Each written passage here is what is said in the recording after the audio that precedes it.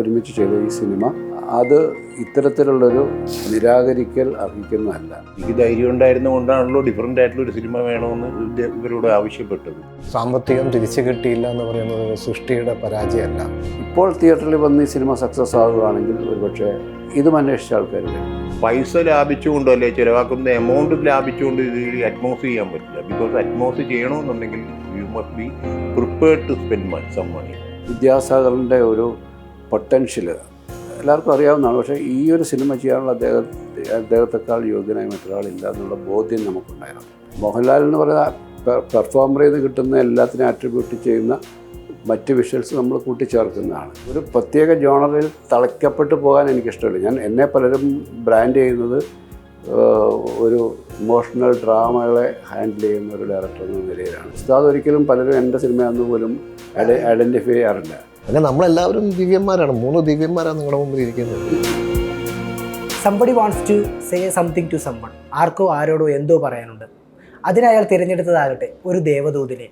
24 വർഷങ്ങൾക്ക് മുമ്പ് അയാൾ പറഞ്ഞ വാക്കുകൾ കേൾക്കാൻ തിയേറ്ററുകളിൽ പ്രേക്ഷകരില്ലായിരുന്നു. എന്നാൽ പിന്നീട് TV അല്ലെങ്കിൽ സോഷ്യൽ മീഡിയയിലേക്ക് എത്തുമ്പോൾ അതിന് പ്രേക്ഷകരും ഒരു കൾട്ട് ക്ലാസിക് സ്റ്റാറ്റസും എത്തി. ഇന്ന് 24 വർഷങ്ങൾക്ക് ഇപ്പുറം അയാൾ വീണ്ടും തിയേറ്ററുകളിലേക്ക് എത്തുകയാണ് ആ വാക്കുകൾ പറയാൻ. ദേവദൂതൻ എന്ന സിനിമയുടെ റിലീസിംഗ് വിശേഷങ്ങളുമായി സിയാദ് കോക്കർ, സിബി മലയിൽ ആൻഡ് രഘുനാഥ് പലേരി 3 പേർക്കും സ്വാഗതം. ഇപ്പോൾ 24 വർഷങ്ങൾക്ക് ശേഷം ദേവദൂതനെ വീണ്ടും തിയേറ്ററുകളിലേക്ക് എത്തിക്കാം, അങ്ങനെ ഒരു ആശയം എവിടെ നിന്നാണ് സ്റ്റാർട്ട് ചെയ്യുന്നത് സാർ? സിബി സാർ. ദേവദൂതൻ ഇറങ്ങിയ കാലത്തിന് ശേഷം 24 വർഷങ്ങൾക്ക് ശേഷം ഇത് വീണ്ടും തിയേറ്ററിലേക്ക് എത്താൻ കാരണമായത് ഈ സിനിമ കഴിഞ്ഞ കുറേ വർഷങ്ങളായിട്ട് യൂട്യൂബിലും മറ്റും കണ്ട ഒരു ജനറേഷൻ ഇതിനെക്കുറിച്ച് ചർച്ച ചെയ്യുന്നത് ഇതൊരു തിയേറ്റർ എക്സ്പീരിയൻസ് ആയിട്ട് കാണാൻ കഴിയുമോ എന്നുള്ള അവരുടെ ചർച്ചകളൊക്കെ നമ്മുടെ ശ്രദ്ധയിൽപ്പെടുകയുണ്ടായി. 2000-ൽ ജനിച്ചിട്ടില്ലാത്ത അല്ലെങ്കിൽ 2000-ന് മുമ്പ് ജനിച്ചിട്ടുണ്ടെങ്കിൽ പോലും ഈ സിനിമ കണ്ട് മനസ്സിലാക്കാനും ഉൾക്കൊള്ളാനുള്ള പാകത ആയിട്ടില്ലാത്ത ഒരു ജനറേഷനാണ് അത്തരം ഒരു ചർച്ചകളുടെ ഭാഗമായി വന്നത്. അപ്പോൾ അവരുടെ അവർക്ക് ആർക്കും ഇത് തിയേറ്ററിൽ കണ്ട് അനുഭവിക്കാൻ കഴിയാത്തൊരു ഒരു സിനിമയാണ്. അത്തരം ഒരു ആഗ്രഹം അവരുടെ ഭാഗത്ത് ഉണ്ടാകുമ്പോൾ നമ്മുടെ ശ്രദ്ധയിലും അത് പെടുകയും അങ്ങനെയാണ് നമ്മൾ ഇത്തരത്തിലൊരു റീമാസ്റ്റേർഡ് വേർഷനിലേക്ക് പോകുന്നത്. അപ്പോൾ അങ്ങനെ കൊടുക്കുമ്പോൾ അതിൻ്റെ എല്ലാ പുതുമകളോടും കൂടി കൊടുക്കുക എന്നുള്ളതായിരുന്നു. അതിൻ്റെ പിക്ചർ ക്വാളിറ്റി, സൗണ്ട് ക്വാളിറ്റി എല്ലാം ഏറ്റവും അത്യന്താധുനികമായ സാങ്കേതിക സാധ്യതകൾ ഉപയോഗപ്പെടുത്തിക്കൊണ്ടാണ്. അതുകൊണ്ടാണ് 4K അറ്റ്മോസ് ഒരു ഏറ്റവും നവീകരിച്ച എല്ലാ സാധ്യതകളെയും സൗണ്ടിലായാലും വിഷ്വലിലായാലും അതിനെ ഉപയോഗപ്പെടുത്തിക്കൊണ്ടാണ് തിയേറ്ററുകളിലേക്ക് എത്തുന്നത്.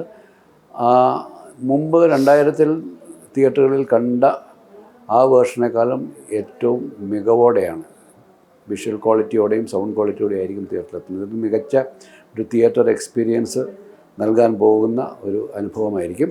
അതോടൊപ്പം തന്നെ ഇത് ഒരു എഡിറ്റഡ് വേർഷനും കൂടിയാണ്. നമ്മൾ ആ കാലത്ത് ഈ സിനിമയുടെ ഭാഗമായി കൂട്ടിച്ചേർത്ത ചില രംഗങ്ങളുണ്ട്.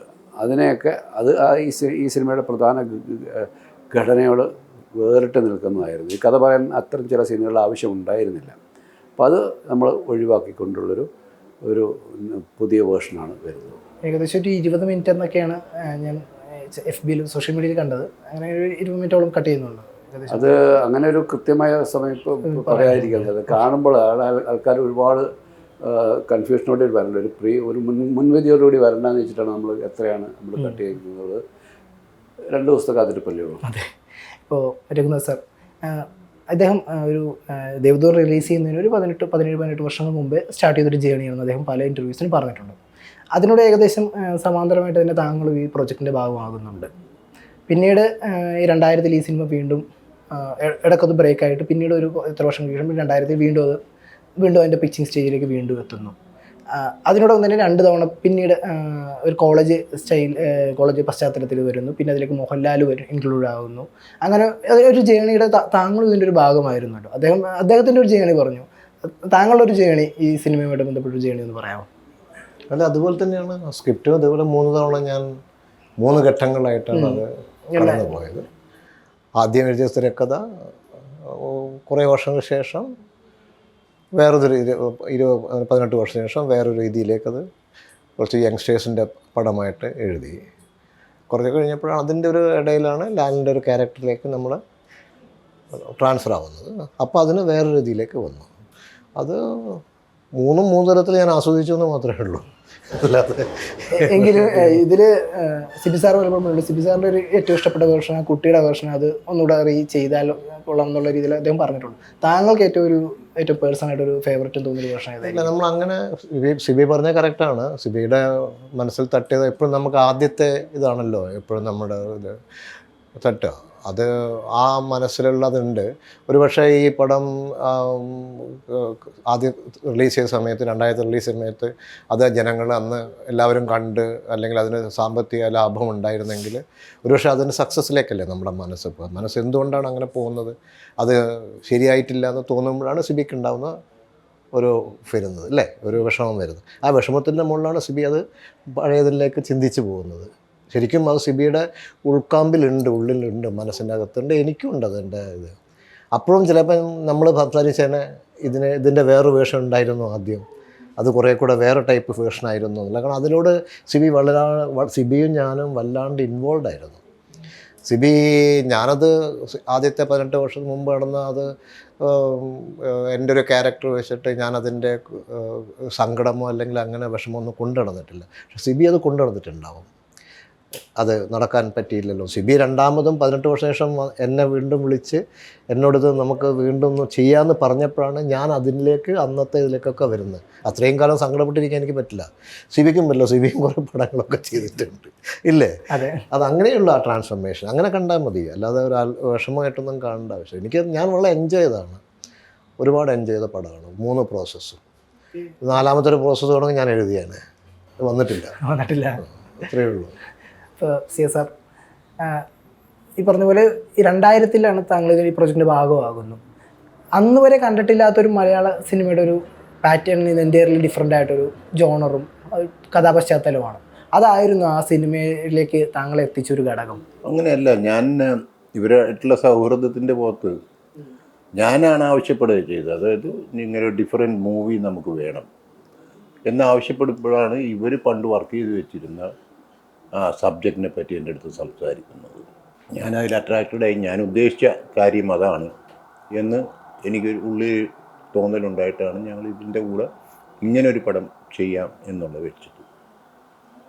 അല്ലാതെ ഇത് സൗഹൃദത്തിൻ്റെ ഒരു ഡിസ്കഷനിൽ വന്ന കാര്യങ്ങളാണ് ഇതൊക്കെ. ഇപ്പോൾ ഇതിന് ഈ പറഞ്ഞ പോലെ ഏർലി 2000s ഇങ്ങനത്തെ ഒരു സിനിമ ചെയ്യുമ്പോൾ അതിൻ്റെ വിജയപരാജയ സാധ്യതകളിൽ എപ്പോഴും കൺഫ്യൂഷൻ ഉണ്ടായി. ഇപ്പോഴാണെങ്കിൽ പോലും ഇത്തരം ഒരു സിനിമ വന്നു കഴിഞ്ഞാൽ പ്രേക്ഷകർ അക്സെപ്റ്റ് ചെയ്യുമോ, പിന്നീട് അതിനെക്കുറിച്ച് ചർച്ചകൾ ഉണ്ടായെങ്കിലും തിയേറ്ററിൽ ആ സിനിമ വിജയിക്കുമോ എന്നുള്ള കൺഫ്യൂഷൻസ് ഒരു ഫിലിം മേക്കർക്കും ഒരു ഫിലിം പ്രൊഡ്യൂസർക്കും ഉണ്ടാവുമല്ലോ. ഇത് സിനിമ ഒരു പ്രൊഫഷനായിട്ട് എടുക്കുന്ന പല രീതിയിലാണ്. എന്ന് വെച്ച് കഴിഞ്ഞാൽ ഞാൻ സിനിമ എടുക്കുന്നത് എനിക്ക് ഇഷ്ടപ്പെട്ട കഥകളും ഇഷ്ടപ്പെട്ട സ്ക്രിപ്റ്റും ഇഷ്ടപ്പെട്ട കോമ്പിനേഷനും വെച്ചിട്ടാണ് സിനിമ എടുക്കുന്നത്. അപ്പം അതിൻ്റെ ഔട്ട്കം എന്താണെന്ന് ചിലപ്പോൾ ഞാൻ ആലോചിക്കില്ല. ഇതിങ്ങനെ എടുത്താൽ സിനിമ ഓടുമോ, ഇങ്ങനെ എടുത്താൽ സിനിമ വരുമോ, അങ്ങനെയൊക്കെ അങ്ങനെ ഒരു തോട്ടിലല്ല ഞാൻ സിനിമ. എൻ്റെ ഒരു അപ്രോച്ച് അങ്ങനെയാണ്. അപ്പോൾ ഇത് സിനിമകൾ എല്ലാം എൻ്റെ ലൈഫ് ടൈമിൽ പല അപ്സ് ആൻഡ് ഡൗൺസ് ഈ പറഞ്ഞ പ്രൊഡ്യൂസേഴ്സിൻ്റെ കണ്ടിട്ടുണ്ട് ഞാൻ. പല ബാനേഴ്സ് വരെയും പ്രൊഡ്യൂസേഴ്സിൻ്റെ ഈ അപ്സ് ആൻഡ് ഡൗൺസ് കാണുകയും ചെയ്തിട്ടുണ്ട്. അപ്പോൾ എനിക്കും അത് വരാം, അത് പ്രതീക്ഷിച്ച് തന്നെയാണ് നമ്മൾ ജീവിക്കുന്നത്. പക്ഷേ എനിക്ക് ഏറ്റവും സന്തോഷമുള്ളതെന്ന് വെച്ചാൽ എൻ്റെ മനസ്സിനിണങ്ങിയ സിനിമകളാണ് ഇറങ്ങിയത്, ഞാൻ പ്രൊഡ്യൂസ് ചെയ്തിരിക്കുന്നത്. അതാണല്ലോ നമ്മുടെ ആവശ്യം. ഇപ്പോൾ താങ്കളുടെ ഇപ്പോൾ കിരീടം എന്ന സിനിമയാകട്ടെ അല്ലെങ്കിൽ മറ്റ് പല സിനിമകളും മറ്റ് ഭാഷകളിലേക്കൊക്കെ റീമേക്ക് ചെയ്തിട്ടുണ്ട് ഇതിനു മുമ്പ്. ഈ ദേവദൂതൻ എന്ന സിനിമ മറ്റ് ഭാഷകളിലേക്ക് റീമേക്ക് ചെയ്യുന്നതിൻ്റെ സാധ്യതകൾ കൂടി താങ്കൾ ആലോചിച്ചിട്ടുണ്ടോ, അല്ലെങ്കിൽ മറ്റാരെങ്കിലും ഈ പ്രോജക്റ്റിനെ കുറിച്ച് വന്നിട്ടുണ്ടോ പിന്നീട് ഇതിനൊരു ക്ലാസിക് സ്റ്റാറ്റസ് വന്നതിന് ശേഷം? അങ്ങനെ എന്തെങ്കിലും ഒരു ആലോചന? അങ്ങനെ പുറമേ നിന്നൊരു അന്വേഷണം വന്നിട്ടില്ല. പക്ഷേ ഈ സിനിമ 2000-ൽ സിനിമ തിയേറ്ററിൽ വർക്കാകാതെ വന്നപ്പോൾ ആദ്യം ഉണ്ടായ ഒരു ഡിപ്രഷൻ്റെ ഒരു കാലത്തിന് ശേഷം എൻ്റെ മനസ്സിൽ തോന്നിയത്, ഞാൻ ചെയ്തു വെച്ചിരിക്കുന്ന അല്ലെങ്കിൽ ഞങ്ങൾ ഒരുമിച്ച് ചെയ്ത ഈ സിനിമ അത് ഇത്തരത്തിലുള്ളൊരു നിരാകരിക്കൽ അർഹിക്കുന്നതല്ല. ഈ ഒരു തിയേറ്ററുകളിൽ നിന്ന് അത്ര ആ രീതിയിൽ അത് പിന്തള്ളപ്പെട്ടു പോകേണ്ട ഒരു സിനിമയല്ല. അത് എനിക്ക് പ്രൂവ് ചെയ്യാൻ കഴിയണം മറ്റൊരു ഭാഷയിൽ. മലയാളത്തിൽ എന്തായാലും സംഭവിച്ചില്ല അന്ന്. അപ്പോൾ മറ്റേതെങ്കിലും ഭാഷയിൽ ഇതിൻ്റെ ഏതെങ്കിലും ഒരു വേർഷൻ, ഞാൻ കൂടുതൽ ആഗ്രഹിച്ചത് ഇതിൻ്റെ ആദ്യത്തെ വേർഷനാണ്.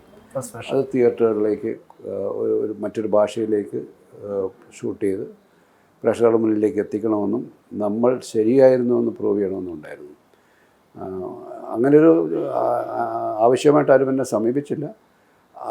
അതിനുവേണ്ടി വെയിറ്റ് ചെയ്യണം. എന്തെങ്കിലും അത് ഒരു ചോദ്യം അങ്ങനെ വരികയാണെങ്കിൽ ഞാനത് ചെയ്യുമായിരുന്നു. ഈ സിനിമ തിയേറ്ററിൽ വിജയിച്ചിരുന്നുവെങ്കിൽ ഒരുപക്ഷെ റീമേക്കിന് ആൾക്കാർ വരും. കാരണം അങ്ങനെയാണല്ലോ, വിജയിക്കുന്ന ചിത്രങ്ങൾ റീമേക്ക് ചെയ്യാനായിട്ടാണ് മറ്റു ഭാഷയിൽ നിന്ന് ആൾക്കാർ വരിക. എൻ്റെ തന്നെ എത്രയോ സിനിമകൾ അത്തരത്തിൽ നേരത്തെ സൂചിപ്പിച്ച പോലെ കിരീടമായാലും ആകാശദൂത് മലയാളത്തിൽ ഇന്ത്യയിലെ എല്ലാ ഭാഷകളിലേക്കും റീമേക്ക് ചെയ്യപ്പെട്ടതാണ്. അതെ, ഒരു പരാജയപ്പെട്ട ചിത്രം റീമേക്ക് ചെയ്യാൻ ആരും വരില്ല. അപ്പം നമുക്ക് അതിനൊരാളെ കണ്ടെത്താനും അതുകൊണ്ട് ബുദ്ധിമുട്ടാണ്. ഇപ്പോൾ തിയേറ്ററിൽ വന്ന് ഈ സിനിമ സക്സസ് ആകുകയാണെങ്കിൽ, ഒരുപക്ഷെ വലിയ രീതിയിൽ അതിനൊരു സ്വീകാര്യത കിട്ടുകയാണെങ്കിൽ ഇതും അന്വേഷിച്ച ആൾക്കാർ വരും. കാരണം ഇത് എവിടെയും വർക്ക് ചെയ്യുന്നൊരു സബ്ജക്റ്റാണ്. ഏത് ലാംഗ്വേജിലും, ഏത് ദേശത്തും, ഏത് ഭാഷയിലും, ഏത് ജനസമൂഹത്തിന് മുമ്പിൽ നമുക്ക് പ്രസൻറ്റ് ചെയ്യാൻ കഴിയുന്ന, അവർക്ക് ഐഡൻറ്റിഫൈ ചെയ്യാൻ കഴിയുന്ന, അവർക്ക് മനസ്സിലാകുന്ന കഥയാണ്. യൂണിവേഴ്സാലിറ്റി ആണ്. ഇതൊരു പ്രാദേശികമായ ഒരു മേഖലയിൽ മാത്രം നിൽക്കേണ്ട ഒരു സിനിമയല്ല. ഇതൊരു ഈവൻ ഹോളിവുഡിൽ വരെ ഈ സിനിമയുടെ കൺസെപ്റ്റ് വർക്ക് ചെയ്യാവുന്നതാണ്. അപ്പോൾ അതുകൊണ്ട് ഇനിയിപ്പോൾ ഇതിൻ്റെ ഒരു സക്സസ്സിനെ ആശ്രയിച്ച് ചിലപ്പോൾ അത്തരത്തിലുള്ള ചില താല്പര്യങ്ങളായിട്ട് ആരെങ്കിലും വരികയാണെങ്കിൽ അപ്പോൾ അതിനെക്കുറിച്ച് ചിന്തിക്കാം. ഇപ്പോൾ ഇതിൻ്റെ tag line somebody wants to say something to someone, ആ ഒരു ടാഗ് ലൈനിന് പിന്നെയുള്ള ഇതെന്തെങ്കിലും അങ്ങനെ ആ ഒരു ടാഗ് ലൈൻ ഈ സിനിമയ്ക്ക് കൊടുക്കാം? അത് ഈ കഥയുടെ എല്ലാ എസൻസും ഒരു ഒറ്റ വരിയിൽ പറഞ്ഞു തീർക്കുന്നുണ്ട് നിങ്ങൾ. ആ ഒരു ടാഗ് ലൈനിന് പിന്നിൽ ഇതെങ്ങനെയായിരുന്നു? ആ ഒരു ആക്ച്വലി ആ ഒരു വേർഡ്സിലേക്ക് എങ്ങനെ എത്തുന്നത്? അത് കഥയിലെ സ്ക്രിപ്റ്റിലെ കഥയിലെ കഥാപാത്രം പറയുന്ന സംഭാഷണമാണ്. അതാണ് അതിൻ്റെ സോൾ. അത് ടാഗ് ലൈനായിട്ട് മാറിയതാണ്. സാധാരണ സിനിമകൾക്ക് ടാഗ് ലൈൻ പിന്നെ ഉണ്ടാക്കുകയാണ് ചെയ്യുക. ഇത് ആ സിനിമയിൽ നിന്ന് എടുത്ത് അത് ടാഗ് ചെയ്യും. അതാണ് അതിൻ്റെ സോൾ. ആർക്കോ എന്തോ ആരോടോ പറയാനുണ്ട്. അത് എനിക്ക് ആദ്യം കിട്ടുന്ന ഒരു എലമെൻ്റാണ്. ആ എലമെൻ്റിൽ നിന്നാണ് ആ കഥയുണ്ടാകുന്നത്. അതുതന്നെ അവിടെ ഒരു കറക്റ്റ് പോയിന്റിൽ അദ്ദേഹം പറഞ്ഞു. വിശാൽ കൃഷ്ണമൂർത്തി എന്ന് പറഞ്ഞ ക്യാരക്ടർ അവരുടെ കോളേജ് മേറ്റിനോട് അല്ലെങ്കിൽ സ്റ്റുഡൻറ്റിനോട് പറഞ്ഞു, ആർക്കോ എന്തോ ആരോടോ പറയാനുണ്ട്. അത് ഡയലോഗിൽ വരുന്നതാണ്. അപ്പോൾ ടാഗ് ലൈൻ അന്വേഷിച്ച് വേറെ പോണ്ടി വന്നിട്ടില്ല. ഇപ്പോൾ വിശാൽ കൃഷ്ണമൂർത്തി എന്ന കഥാപാത്രത്തിലേക്ക് എന്തുകൊണ്ടായിരിക്കാം മഹേശ്വർ വിശാലിനെ തന്നെ തിരഞ്ഞെടുത്തത് ഈ ഒരു ഉദ്യമത്തിനായിട്ട്?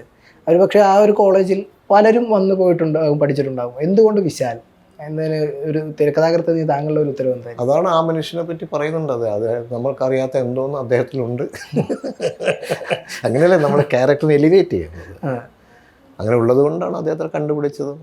പക്ഷെ അത് ഈ നിഖിൽ മഹേശ്വറിനത് പറയണമെങ്കിലും ഇയാളൊരു കൺഫ്യൂസ്ഡ് പേഴ്സണാലിറ്റി അല്ലേ, സാധാരണ ഹ്യൂമൻ ബീയിങ് അല്ലേ. പക്ഷെ എന്തോ എന്നുണ്ട് എന്ന് അയാൾക്ക് തോന്നുന്ന ഒരു ഘട്ടം അയാൾ എത്തുന്നുണ്ട്, അയാൾക്ക് എലിവേറ്റ് ചെയ്യപ്പെടുന്നുണ്ട്. അതിന് ചില മെറ്റഫേഴ്സ് അയാൾ ഉപയോഗിക്കുന്നുണ്ട്. അവിടുത്തെ പ്രാവ്, അയാളെ കാറ്റ്, ചില കാര്യങ്ങളൊക്കെ ഈ നിഖിൽ മഹേശ്വർ അവിടുത്തെ ലൈവ്ലി ആയിട്ടുള്ള ചില ഓബ്ജക്ട്സിന് ഉപയോഗിക്കുന്നുണ്ട്. അങ്ങനെയൊക്കെ കുറച്ച് കഴിയുമ്പോഴേക്ക് അദ്ദേഹത്തിന് മനസ്സിലാവുന്നുണ്ട് ആരോ എന്നോട് എന്തൊക്കെ പറയുന്നുണ്ട്. പിന്നെ ഇയാൾക്ക് ഈ കഥയിലെ പേരുകൾ കിട്ടുന്നുണ്ട്. അയാൾക്ക് ഒരു ഫ്രാക്ഷൻ ഓഫ് സെക്കൻഡ് നേരം ഇയാൾക്ക് ബ്ലൈൻഡ് ആവുന്നുണ്ട്. അയാൾക്ക് അറിയാത്ത ഒരു ഇൻസ്ട്രുമെൻ്റ് അയാൾ വായിക്കുന്നുണ്ട്. ഇതൊക്കെ സംഭവിക്കുന്നുണ്ട്. അപ്പോൾ കോമൺ സെൻസ്, ഒരു ഇൻ്റലിജൻസിൽ, ഒരു ഇൻറ്റ്യൂഷനിൽ അയാൾക്ക് മനസ്സിലാകുന്നു ആർക്കോ എന്തോ പറയാനുണ്ട്. അതിൻ്റെ അയാൾ സെലക്ട് ചെയ്ത് എന്തുകൊണ്ടോ അയാൾ തിരഞ്ഞെടുത്തത് എന്നെയാണ് എന്ന് അയാൾ പറയുന്നുണ്ട്. അങ്ങനെയാണത് പതുക്കെ എലിവേറ്റ് ചെയ്യപ്പെടുന്നത്. എപ്പോഴും നമുക്ക് ഒറ്റക്കടി പറയാൻ പറ്റില്ലല്ലോ. അതിലേക്ക് കൺവിൻസ്ഡ് ആയിട്ടുള്ള സൂചനകൾ കൊടുത്ത് വേണം അതിലേക്ക് എത്താൻ. അതെനിക്ക് സാധിച്ചു. അതുതന്നെയാണ് വിശാൽ കൃഷ്ണമൂർത്തിയും പറയുന്നത്. അത് സാധിക്കുന്നു, അത് നടക്കുന്നു, എങ്ങനെ സംഭവിക്കുന്നു എനിക്കറിയില്ല. ഇതൊരു ഘടകമുണ്ട്. ഉണ്ട്, 100% ഉണ്ട്. ഒരുപക്ഷെ ബാക്കിയുള്ളവർ അൺഫിറ്റ് ആയിരിക്കും ഇയാളുടെ മുമ്പിൽ. ഒരുപക്ഷെ എനിക്കത് തോന്നിയെന്താ വെച്ചാൽ, നമ്മുടെ once we leave this plane, നമ്മൾ വേറൊരു പ്ലെയിനിലേക്ക് ഉയർത്തപ്പെടുകയാണ് ചെയ്യുന്നത്, എലിവേറ്റ് ചെയ്യപ്പെടുകയാണ്. നമ്മളേതോ ഒരു ഒരു പ്രതലത്തിലാണ് ആയിരിക്കാം ചിലപ്പോൾ മിക്കവാറും. അതിനൊക്കെ നമ്മൾ സാധാരണ ഹ്യൂമൻ ബീയിങ് ആവുന്നത്. When you are getting to ഒരു വേറെ ലെവലിലേക്ക് നമ്മൾ പോകുമ്പോൾ നമ്മൾ പ്യൂരിഫൈഡ് ആവുകയാണ്. ആ പ്യൂരിഫൈഡ് ആകുമ്പോഴായിരിക്കും അദ്ദേഹത്തിനും കാണുന്നത്, അല്ലെങ്കിൽ ആ ശക്തിക്കും ഒരാളെ സെലക്ട് ചെയ്യാൻ പറ്റുന്നത്. അല്ലെങ്കിൽ അങ്ങനെ എന്തെങ്കിലുമൊക്കെ മണ്ടത്തരം ചിന്തിച്ചിട്ടല്ലേ നമ്മളിത് ഇതൊന്നും സയൻറ്റിഫിക്കലി പ്രൂവ്ഡ് ഒന്നും അല്ലല്ലോ. ഒരു രഘുനാഥ് പലേരി എഴുതുന്നൊരു സ്ക്രിപ്റ്റല്ലേ, ആ സ്ക്രിപ്റ്റല്ലേ അദ്ദേഹം കമ്മ്യൂണിക്കേറ്റ് ചെയ്യുന്നത്, ഡയറക്ടറോട് കമ്മ്യൂണിക്കേറ്റ് ചെയ്യുന്നത്. അദ്ദേഹത്തിൽ എന്തൊക്കെയോ അത്ഭുതങ്ങൾ ഉള്ളതുകൊണ്ടല്ലേ അദ്ദേഹം അത് ഗ്രാസ്പ് ചെയ്യുന്നത്. ഇത് കേട്ടിട്ട് ഒരു നല്ലൊരു സബ്ജക്റ്റായിട്ട് അദ്ദേഹത്തിന് ഇഷ്ടപ്പെട്ടെങ്കിൽ സിയാദിലും ഇല്ല അതന്നെ. അങ്ങനെ നമ്മളെല്ലാവരും ദിവ്യന്മാരാണ്, 3 ദിവ്യന്മാരാണ് നിങ്ങളുടെ മുമ്പിൽ ഇരിക്കുന്നത്. ഇപ്പോൾ മനസ്സിലായോ? മനസ്സിലായി. ശരി. ഇപ്പോൾ മഹേശ്വറിനെ അലീനെ സ്നേഹിക്കാൻ, ഇപ്പോൾ ബ്ലൈൻഡ് ആയിട്ടുള്ള മഹേശ്വറിനെ അലീനെ സ്നേഹിക്കാൻ കാരണം അത് അയാളുടെ സംഗീതമാണെന്നും വിശാൽ ഒരു രംഗത്തിൽ പറയുന്നുണ്ട്. അത് വ്യക്തമായിട്ട് അവിടെ കാണിക്കുന്നുണ്ട്. ആ മഹേശ്വറിന് ആ സംഗീതത്തിനൊരു മാന്ത്രികത കൊണ്ടുവരുന്നത് 7 ബെൽസ് എന്ന് പറയുന്ന ആ ഉപകരണം. അതിൻ്റെ പിന്നിലുള്ളൊരു ഐഡിയ എങ്ങനെയായിരുന്നു? 7 ബെൽസ് എങ്ങനെയാണ് ഉണ്ടായത്? അത് ഇവൻ എഴുതി വെച്ചതാണ്, രഘു എഴുതി വെച്ചതാണ്. ആദ്യത്തെ 82 വേർഷനിൽ തന്നെ അതുണ്ട്. അത് എഴുതുമ്പോൾ 7 ബെൽസ് ഉണ്ട്. പക്ഷെ അതിൻ്റെ രൂപത്തെ പറ്റിയോ അതിൻ്റെ സ്ട്രക്ചറിനെ പറ്റിയൊന്നും ഒരു ധാരണയില്ല. അങ്ങനെ ഒരു ഇമാജിനറി ഒരു ഇൻസ്ട്രുമെൻറ്റ് നമ്മൾ കഥയുടെ ഭാഗമായി, കഥയുടെ ഒരു ക്യാരക്ടറായിട്ട് തന്നെ വരുന്നുണ്ട്. അതങ്ങനെ തന്നെ ആദ്യം തൊട്ടുണ്ട്, ഒരു മാറ്റമില്ലാതെ ആ ഒരു എലമെൻറ്റ് സിനിമയിലുണ്ട്. പിന്നെ അത് നമ്മൾ സിനിമയാക്കുന്ന സമയത്ത് 2000 ഇത് നമ്മൾ സിനിമയുടെ ഒരു നിർമ്മാണ ഘട്ടത്തിലേക്ക് എത്തുമ്പോഴാണ് ഇതിൻ്റെ രൂപത്തെപ്പറ്റി ഇതെങ്ങനെ വേണമെന്നുള്ള ചില ഫീഡ്ബാക്ക്സ് ഞങ്ങൾ ഈ ആർട്ട് ഡയറക്ടർ അല്ലെങ്കിൽ അതിൻ്റെ ഡിസൈൻ ചെയ്ത ആൾക്ക് കൊടുക്കുന്നു. അദ്ദേഹം നമ്മൾ പറഞ്ഞ ടിപ്സ് വെച്ചിട്ട് അദ്ദേഹം ഒരു സ്കെച്ച് ഉണ്ടാക്കി തരുന്നു. ആ ഡ്രോയിങ്ങാണ് നമ്മൾ സിനിമയിൽ കാണിച്ചിട്ടുള്ളത്. അതിൽ നിന്നും അതിൻ്റെ ഒരു രൂപം മെനഞ്ഞെടുക്കുകയാണ്, കാർവ് ചെയ്തെടുക്കുകയാണ്, ഉണ്ടാക്കിയെടുക്കുകയാണ്. അതൊരു ആർട്ട് ഡയറക്ടറുടെ വർക്കാണ്. പക്ഷെ അതിന് നമ്മൾ പറഞ്ഞത് ഇതിനൊരു പിയാനോയല്ല, ഹാർമോണിയമല്ല, അങ്ങനെ പല എലമെൻസിനെ കോർത്തിണക്കിക്കൊണ്ടുള്ളൊരു പുതിയ പല ഇൻസ്ട്രുമെൻസിൻ്റെ ഒരു കോമ്പിനേഷനായിട്ട് കൊണ്ടുവരണം. ഇല്ലാത്ത ഒരെണ്ണത്തിന് നമുക്ക് ഉള്ളതിൻ്റെ കുറേ ഭാഗങ്ങളെ ചേർത്ത് വെച്ചുകൊണ്ട് കൊണ്ടുവരാം. ഇതിനകത്ത് കാലുകൊണ്ട് ചവിട്ടി, പണ്ട് കാലത്ത് ചവിട്ട് ഹാർമോണിയം എന്നൊക്കെ പറയും, പള്ളികളിലൊക്കെ വായിക്കുമായിരുന്നു. കാലുകൊണ്ടാണ് അതിനെ ഓപ്പറേറ്റ് ചെയ്യുന്നത്. അത് കൂടാതെ നമ്മുടെ ഹാർമോണിയത്തിൽ ഒരു ബെല്ലോസ് ഉണ്ട്. നമ്മൾ കൈകൊണ്ട് ഇങ്ങനെ ചെയ്തിട്ടാണ്, ഒരു ഇടത്തെ കൈകൊണ്ട് ഹാർമോണിയത്തിൻ്റെ ബെല്ലോസ്, അത് എയർ പമ്പ് ചെയ്തിട്ട് അതാണ് മ്യൂസിക്കിലേക്ക് കൊണ്ടുവരുന്നത്. അതും ഇതിനകത്തുണ്ട്. പിന്നെ പിയാനോയുടെ കീബോർഡ് കീസ് ഉണ്ട്, ഈ ബെല്ലുണ്ട്. ഇതെല്ലാം കൂടെ ഒരു മൾട്ടിപ്പിൾ ഒരു സ്ട്രക്ചർ ഓർഗനൈസ് ചെയ്തിട്ട് ആണ്. അപ്പോൾ അതിനകത്ത് ഇതൊരു നിഖിൽ മഹേശ്വറിൻ്റെ ഒരു സാന്നിധ്യം അതിനകത്തുണ്ട്, അയാളവിടെ ഉണ്ട്. അതുകൊണ്ടാണ് ഈ ബെല്ലോസിൽ നിന്നുള്ളൊരു കാറ്റ് ശ്വാസമായിട്ട് ജീവിക്കുന്ന ഒരു ശ്വാസോച്ഛ്വാസം ചെയ്യാൻ കഴിയുന്ന ഒരു ലിവിങ് എൻറ്റിറ്റി ആയിട്ടൊക്കെ അതിനെ വേണമെങ്കിൽ സങ്കല്പിച്ചെടുക്കാൻ കഴിയും. ഇപ്പോൾ ഈ സിനിമയിൽ ശബ്ദത്തിന് വളരെ പ്രാധാന്യമുണ്ട്, മ്യൂസിക്. അതിനോടൊപ്പം തന്നെ പല ശബ്ദങ്ങളുണ്ട്. ഇപ്പോൾ പടത്തിലുടനീളം പ്രാവ് ചിറകടിക്കുന്ന ഒരു സൗണ്ട്, അതുപോലെ പട്ടികൾ ഓലിയിടുന്ന, അങ്ങനെ പല സൗണ്ടുകൾക്കും വല്ലാത്തൊരു പ്രാധാന്യമുണ്ട്. മഹേശ്വരൻ എന്ന കഥാപാത്രം ഒരു ബ്ലൈൻഡ് ആയിട്ടൊരു അന്ധനായിട്ടൊരു മനുഷ്യനാണ്. അദ്ദേഹത്തിന് എപ്പോഴും സൗണ്ടിലൂടെയാണ് അദ്ദേഹം കാര്യങ്ങൾ തരുന്നത്. അങ്ങനെ ഒരു വ്യാഖ്യാനം ഇതിന് എടുക്കാൻ പറ്റുമോ? ആ ഒരു ശബ്ദത്തിൻ്റെ അതുകൊണ്ട് മാത്രം മീൻസ് അതൊരു ഘടകമല്ല ആണോ? അങ്ങനെ ഒരു ചിന്ത ഉണ്ടായിരുന്നു ഈ ഒരു സൗണ്ടിന് ഇത്രയും പ്രാധാന്യം ഈ സിനിമയിലേക്ക് കൊണ്ടുവരുമ്പോൾ? ഇത്തരം മെറ്റഫേഴ്സൊക്കെ ഉപയോഗിച്ചത് പ്രാവായാലും മറ്റേ സംഗീതം, ഇതെല്ലാം ഇതിനകത്ത് ഇപ്പം പട്ടികളുടെ ശബ്ദം, ഇതെല്ലാം ഒരു എഴുത്തുകാരൻ്റെ ചിന്തയിലുണ്ടായ കാര്യങ്ങളാണ്. അതിനെ എക്സിക്യൂട്ട് ചെയ്യുക എന്നുള്ളതാണ്. അതെങ്ങനെ എഫക്റ്റീവായിട്ട് സിനിമയിൽ എക്സിക്യൂട്ട് ചെയ്യാൻ കഴിയുമെന്നുള്ളതാണ് എൻ്റെ പാർട്ട് അതിനകത്ത്, എൻ്റെ ഒരു സ്പേസ് അവിടെയാണ്. അപ്പോൾ താങ്കളുടെ ഇതെങ്ങനെയായിരുന്നു ഇങ്ങനെയുള്ള കാര്യങ്ങളൊക്കെ എഴുതിയെടുക്കുമ്പോൾ? ഇതൊരു ലവ് സ്റ്റോറിയാണ്, പക്കാ ലവ് സ്റ്റോറി. അപ്പം നമ്മളിപ്പം സ്നേഹം പ്രണയം എന്നൊക്കെ പറയുന്നതിനെ ഡിഫൈൻ ചെയ്യാൻ പറ്റുമോ? പറ്റില്ല. അപ്പം എന്നെ സംബന്ധിച്ചിടത്തോളം ഞാൻ ഡിഫൈൻ ചെയ്യുന്ന സ്നേഹം എന്ന് പറയുന്നത് മനസ്സിൻ്റെ അകത്ത് വീശുന്ന എന്തെങ്കിലും ഒരു പ്രതലമായിരിക്കാം. പ്രണയം എന്ന് പറയുന്നത് അതിനേക്കാളും കുറേ കൂടെ പോയറ്റിക് ആയിട്ടുള്ള എന്തെങ്കിലും എലമെൻ്റ് ആയിരിക്കാം. അപ്പോൾ നിഖിൽ മഹേശ്വർ എന്ന് പറയുന്ന ബ്ലൈൻഡ് ആയിട്ടുള്ളൊരു സംഗീതജ്ഞൻ്റെ അവൻ വായിക്കുന്ന ഇൻസ്ട്രുമെൻറ്റിന് നമുക്ക് സാധാരണ നമ്മൾ നിലവിൽ കണ്ടുകൊണ്ടിരിക്കുന്ന ഒരു ഇൻസ്ട്രുമെൻറ്റിന് അപ്പുറമുള്ള ഒരു സംഗീത ഉപകരണം മനസ്സിൽ കാണണം. അതെന്താണെന്ന് എനിക്കും അറിഞ്ഞുകൂടാ, കാരണം ഞാൻ അങ്ങനെ ഒരു ഉപകരണം കണ്ടിട്ടില്ല. ഞാൻ കണ്ടത് സാധാരണ നമ്മളെല്ലാവരും കാണുന്ന അല്ലെങ്കിൽ ഇനിയും കാണാനിരിക്കുന്ന നിലവിലുള്ള ഇൻസ്ട്രുമെൻസുകളാണ്. അല്ലാത്തൊരു ഉപകരണമുണ്ട്. കാരണം അങ്ങനത്തെ ഒരു ഉപകരണം വായിക്കാൻ വേണ്ടിയിട്ടാണ് അയാൾ വന്നിരിക്കുന്നത്. അത് ദൂരത്ത് നിന്ന് ഇവിടുന്ന് വന്നിരുന്നത്. അപ്പോൾ ആ ഒരു ആ ഓബ്ജക്റ്റിന് സിനിമയിൽ എപ്പോഴും ഓബ്ജക്റ്റുകൾക്ക് വളരെ ഇമ്പോർട്ടൻസ് ഉണ്ട്. പ്രോപ്പർട്ടി എന്ന് നമ്മൾ പിന്നെ വിളിക്കുന്നത്. ആവശ്യമില്ലാത്തൊരു പ്രോപ്പർട്ടി ഒരു ഫ്രെയിമിനെ കൊന്നുകളയും. കറക്റ്റായിട്ടുള്ള ഒരു പ്രോപ്പർട്ടി വന്ന് അതിനെ എൻഹാൻസ് ചെയ്യും. അങ്ങനെയൊക്കെയാണ് അതിൻ്റെ ഒരു ബേസിക് തിയറി, അല്ലെങ്കിൽ നമ്മൾ കാണുന്നത്, അല്ലെങ്കിൽ ഞാൻ ഉണ്ടാക്കുന്ന ഒരു കൺസെപ്റ്റ്. അപ്പോൾ ഈ മനസ്സിനകത്ത് വീശുന്ന, അല്ലെങ്കിൽ മനസ്സെന്ന് പറയുന്ന അൺനോൺ എൻറ്റിറ്റിയെ ലൈഫ് കൊടുക്കുന്ന ഒരു സാധനമാണ് പ്രണയം, സ്നേഹം എന്നൊക്കെ പറയും. അങ്ങനെയാണ് ഈ കൺസെപ്റ്റ് വന്നത്. ഈ കൺസെപ്റ്റ് ഞാൻ ആദ്യമായി എഴുതുന്ന സമയത്ത് തന്നെ സിബിയോടൊക്കെ സംസാരിക്കും. സിബി അത് കേൾക്കും, സിബി അത് ഉൾക്കൊള്ളും, സിബിക്കത് മനസ്സിലാവും. സിബി എൻ്റെ അടുത്തൊരു ഓർഗനോ അല്ലെങ്കിൽ ഗിറ്റാറെന്നോ ഒന്നും പറയില്ല. ഒരു ഗിറ്റാർ വായിക്കുന്ന ഒരാളാക്കാനൊന്നും നിഖിൽ മഹേശ്വറിന് സാധിക്കില്ല. അങ്ങനെയാണ് ഈ കൺസെപ്റ്റ് വരുന്നത്. ഈ കൺസെപ്റ്റ് വരുമ്പോൾ ഈ ഇൻവിസിബിൾ ആയിട്ടുള്ള ഒരു എൻറ്റിറ്റിക്ക് ലിവിങ് ആയിട്ടുള്ള മറ്റുള്ളവരോട് കമ്മ്യൂണിക്കേറ്റ് ചെയ്യണമെങ്കിൽ അദ്ദേഹം ഉപയോഗിക്കുക പ്രകൃതിയിൽ തന്നെയുള്ള അവർക്ക് പരിചയമുള്ള, അവരറിയപ്പെടുന്ന ലൈവായിട്ടുള്ള ഓബ്ജക്റ്റുകളായിരിക്കും. അങ്ങനെയാണ് ഈ പ്രാവുകളും കാറ്റും ഇതൊക്കെ വരുന്നത്. അതിലൂടെ അതിനെ കറക്റ്റായിട്ട് നമ്മൾ സമന്വയിപ്പിച്ച് കഴിഞ്ഞാൽ അത് കമ്മ്യൂണിക്കേറ്റ് ചെയ്യും. അപ്പോൾ എവിടെയും ഈ നിഖിൽ മഹേശ്വറിനെ കൊണ്ടുവരുന്നതും ഇയാളെ കൊണ്ടുവരുന്നതും എല്ലാം ഗൈഡ് ചെയ്യുന്ന ഈ പ്രാവ്. ഇതിൽ ഏറ്റവും നന്നായി അഭിനയിച്ച കുറേ പ്രാവുകളൊക്കെ മനോഹരമായിട്ട് അഭിനയിച്ചിട്ടുണ്ട്. കറക്റ്റായിട്ടൊക്കെ പോയി വീണ് അവിടെ നിന്ന് നോക്കിയിട്ടൊക്കെ പോകുന്ന പ്രാവുകളൊക്കെ ഉണ്ട്. അതൊക്കെ ഇദ്ദേഹത്തിൻ്റെ ഭാഗ്യമാണ്. അതൊക്കെ കറക്റ്റായിട്ട് കിട്ടുക എന്ന് പറയുന്നത്. അല്ലെങ്കിൽ വിഷമിച്ചു പോകും നമ്മൾ. കുരുത്തം കെട്ട പട്ടികളുണ്ടായിരുന്നു അതിൻ്റെ അകത്ത്. ചിലപ്പോൾ കുഴപ്പമുണ്ടായത് അത് ചില സമയത്ത് സംഭവിക്കുന്നത്. അതൊക്കെ ഒരു ഡയറക്റ്റ് സംബന്ധിച്ചോളം ഭയങ്കര ഭാഗ്യമാണ് കിട്ടുക എന്ന് പറയുന്നത് അവർ ഉദ്ദേശിക്കുന്നത്. അങ്ങനെയാണ് ഇതൊക്കെ വന്നത്. അതൊരു ഇൻവിസിബിൾ പ്രസൻസ്, അവരുടെ പ്രസൻസാണ്. അത് സ്ക്രീൻ പ്രസൻസ് വളരെ ഇമ്പോർട്ടൻ്റ് അല്ലേ. അത് ഇപ്പോൾ ഏത് നടനും കൊടുക്കാൻ പറ്റാത്തൊരു സാധനം, ഒരു ചെറിയൊരു എലമെൻറ്റ് കമ്മ്യൂണിക്കേറ്റ് അങ്ങനെ അത് കമ്മ്യൂണിക്കേറ്റ് ചെയ്യുന്ന ഗ്രഹിക്കുന്ന കാഴ്ചക്കാർ ഇഷ്ടം പോലെയുണ്ട്. നമ്മൾ പല ക്ലാസിക് സിനിമകളിലും അങ്ങനെ കണ്ടിട്ടുണ്ട്. അങ്ങനെയാണ് ഇതൊക്കെ വന്നത്.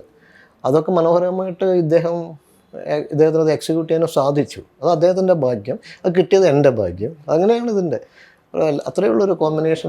നല്ല കോമ്പിനേഷൻ ഉണ്ട്. അത്രയേ ഉള്ളൂ. നമ്മൾ ഇഴകീറി മുറിച്ച് നോക്കേണ്ട ആവശ്യമൊന്നുമില്ല. അതൊക്കെ സംഭവിക്കുന്നതാണ്. അതുപോലെ അയാൾ സംഗീതത്തിൻ്റെ രാജാവാണ്. പിന്നീട് ഇങ്ങോട്ട് വിദ്യാസാഗർ എന്ന് പറയുന്ന മ്യൂസീഷ്യനെ നമ്മൾ അദ്ദേഹത്തിന് ഇപ്പോൾ ലേറ്റസ്റ്റ് ഇപ്പോൾ അദ്ദേഹത്തിന് ഏതൊരു ബർത്ത്ഡേ വന്നാലും അദ്ദേഹത്തിൻ്റെ മാഷപ്സ് ക്രിയേറ്റ് ചെയ്യുമ്പോൾ ഈ വാക്ക് വെച്ചുകൊണ്ടായിരിക്കും അദ്ദേഹത്തിൻ്റെ മാഷപ്സിന് സ്റ്റാർട്ട് ചെയ്യുന്നത്. അദ്ദേഹത്തിൻ്റെ ഒരു മാന്ത്രികതയുണ്ട്, ഈ ഒരു മ്യൂസിക്കിൻ്റെ ഒരു മാന്ത്രികതയുണ്ട്. അദ്ദേഹം ഈ സിനിമയിലേക്ക് വരുന്നതും അത് പിന്നീട് ഈ സിനിമയിൽ ഈ മ്യൂസിക്കിന് ഇത്ര ഇമ്പോർട്ടൻസ് ഉള്ളത് കൊണ്ടാണോ വിദ്യാസാഗറിനെ ഇതിലേക്ക് കൊണ്ടുവരുന്നത്, അതോ പിന്നെ അദ്ദേഹം വന്നതിന് ശേഷം ഇതിലൊരു എൻഹാൻസിങ് ഉണ്ടായിട്ടുണ്ടോ സിബി സാർ? വിദ്യാസാഗർ ഈ സിനിമയുടെ തുടക്കം തൊട്ട് ആദ്യത്തെ റൈറ്റ്, അതായത് നമ്മൾ 2000 സിനിമ ചെയ്യാനായിട്ട് തീരുമാനിക്കുമ്പോൾ അതിൻ്റെ കഥ എഴുതുന്ന ഘട്ടത്തിൽ തന്നെ നമുക്ക് വിദ്യാസാഗർ ആയിരിക്കണം ഈ സിനിമയുടെ മ്യൂസിക് ചെയ്യണമെന്നുള്ള തീരുമാനമുണ്ട്.